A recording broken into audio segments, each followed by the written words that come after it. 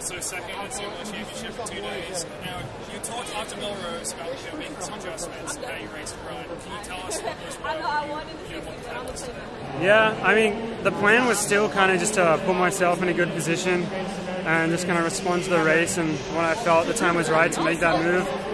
And I did have in my head the fact that at Melrose, Grant got ahead of me with a few laps to go, and it was really hard to go around him on the last lap, so I was conscious of that, and I thought if I could get in a position like that, I'd like to, and so that's why with 600 to go, I was like, it kind of just happened, and I was happy to make that move and go to the front, and then from there on, it was kind of just holding him off and saving a bit for that last 200, and really that last like straight, so he couldn't pass me coming off the curb.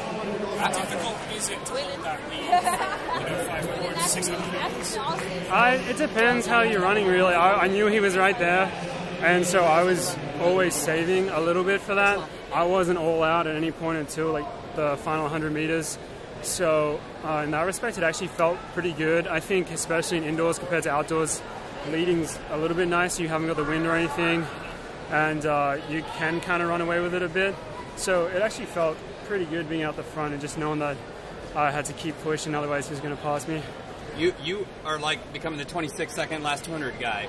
Is that what it was today? It's been that way for like the last 3 races. I mean, why is the finishing speed so improved? I don't know, honestly.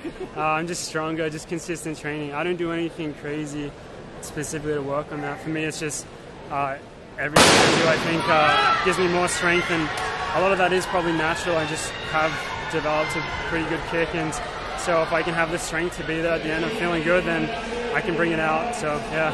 Wrap your mind around cross-country national champion, 5K and 3K national champion. It's crazy. I told Mick at the start of the season that I didn't want to do the double. I wanted to do the DMR 3K double, just because I really like running shorter distances as well, and I thought that was going to be my only chance, like at a national level, is being on a DMR. But as I said yesterday, once the team points came into it, it was only a couple of weeks ago before Big Ten says, all right, you got to go for the 5K as well. And from that point, that became the focus. And then I knew this 3K was always going to be the toughest race going up against Grant and stuff. So I really wasn't sure how it would go. But now that I've done it, still going to take a bit to settle in, I think.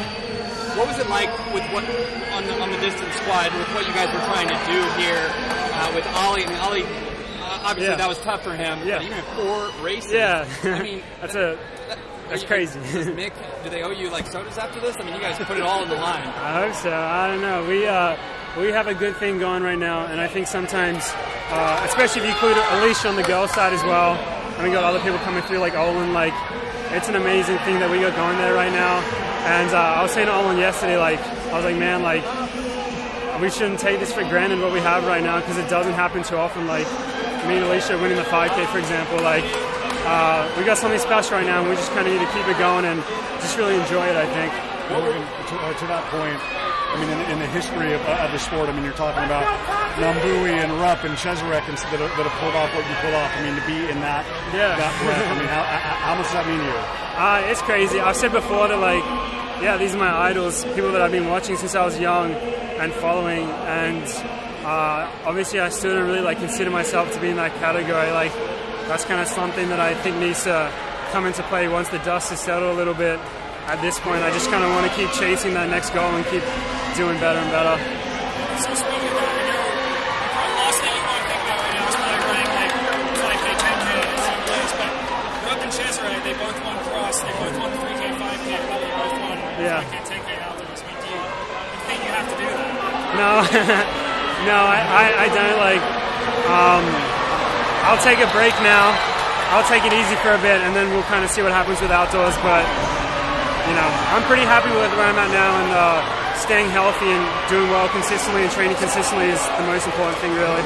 Yeah, so speaking of that, is this your first indoor NCAA? So I made it here, last time it was here in 2016, and I ran the 3K, and I did pretty bad.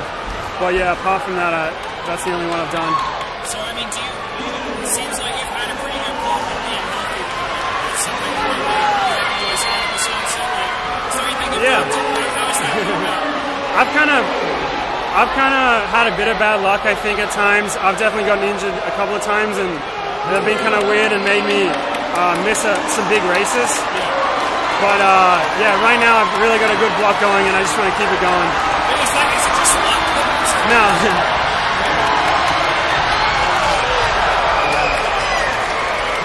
Does that just come down to like? No, it's not luck. No. Something? It's a learning experience. I'm a lot more experienced than I was 3 years ago, and I'm a lot better at dealing with injuries or niggles, I suppose, and taking care of my body and knowing what my body needs to perform well. Nick as well, we communicate really well, and so we've just kind of gotten better at staying healthy, and I think. Like how specifically? I take it pretty easy. One thing I can tell you is that this whole indoor season I only did one workout on the indoor track.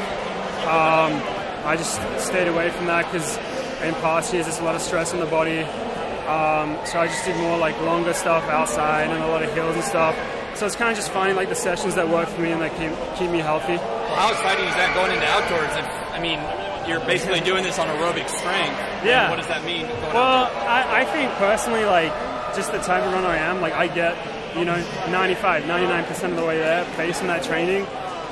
But yeah, at the same time, I'm really excited to get another solid block of training in, and I think that I can keep getting better and better with that. So do you do like short runs, like 200s or anything outdoors? Nah, outdoors, yeah. Once the weather gets a bit nicer. But like in this winter season, no. What's the shortest you do on the roads or whatever? About 70-second hill reps.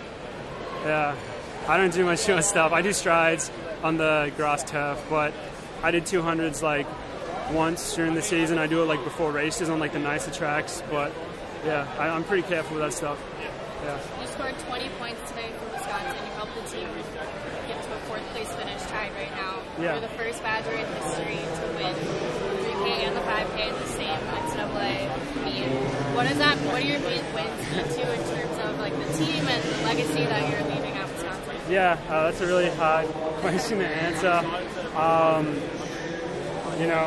I just, every time I step out for a race like this, I just want to do my best, and I'm always so thankful to Wisconsin and what it's given me and my team and my coaches, and so a lot of the reason I race is, for them to reflect positively of them and just make the most of, this opportunity that's been given to me, and so to add to that legacy for myself, for the team, and for the alumni, and especially like the future badges coming through, like the freshman stuff, like it makes me so happy. I just kind of want to keep adding to it.